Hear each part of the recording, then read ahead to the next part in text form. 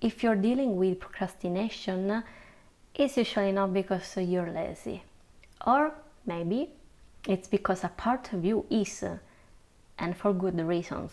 So how do we deal with procrastination on an inner work level, on a shared work level?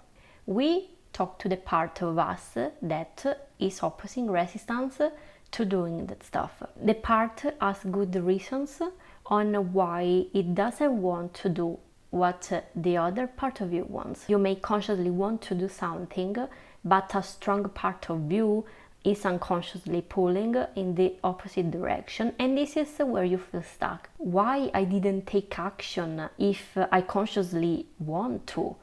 What's wrong with me? It's because a part of you is sabotaging you, but take this word with a grain of salt, because it's not really sabotaging you, it's doing the opposite. It wants to help you, pushing yourself, forcing yourself to do that thing.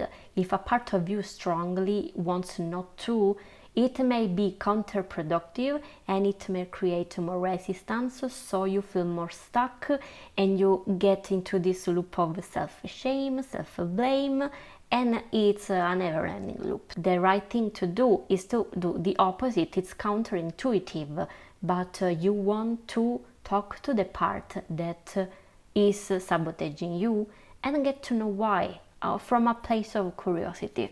I will give you an example from my own experience. I had problems going to sleep until 4 or 5 o'clock, even no sleep at all sometimes. I tried, meditation before sleeping, chamomile, essential oils, changing mattress, pillows, dim lights, relaxing music. I also set the alarm in a strategical way to help me get enough sleep so I would feel fresh in the morning. I tried the stuff, but nothing worked. This is when I really focused inward instead of going into self-blame. I noticed that a part of me clearly didn't want to sleep, so I just got curious on the reasons why this part didn't want to sleep.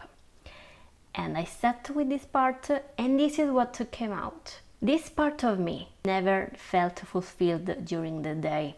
This part of me was the part that when I was a kid and I didn't experience what I wanted, coming from a very apprehensive family that had rigid schedules, so going to sleep, I would stay daydreaming in the bed for hours and I would wake up very tired. It was like a way for me to take power back, to claim my power back. What I wanted to do during the day that my parents didn't allow me to.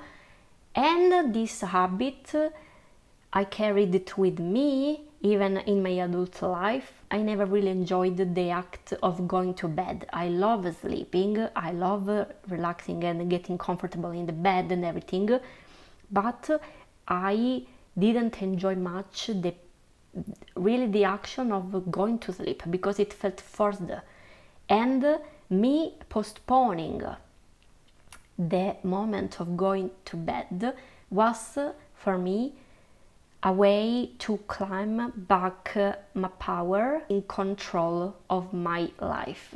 So I stayed with this part, stayed with the feelings of powerlessness and the grief of never feeling a fulfilled life. There is a lot of grief in that, a lot of fear that life will always be a trapped feeling and that will always be dictated by some external forces, which of course as an adult it's never the case. It's not the case anymore, but as a kid it totally was. As a kid you completely depend on your parents. And I kept using the night as my personal day, like everyone was sleeping at night, so it was the only moment when I felt actually safe to be authentic. And of course this part wants to keep using the night this way, right? It feels way better than sleeping. My body was sleep deprived, but my mind was starving from variety, stimuli, enthusiasm for life, wanted just life. My mind didn't want to accept that my day was over. So I would recreate a secondary day, like a micro day during the night. And the safety, the comfort I got from it was more than the comfort I got from sleeping at a decent hour. So after I gave this part the curiosity, the listening, the welcoming, the acceptance it needed, without judgment, this is very important. I thought I was just a weirdo that didn't want to sleep because I had some melatonin problem. In my case it wasn't, it was just a deeper reason.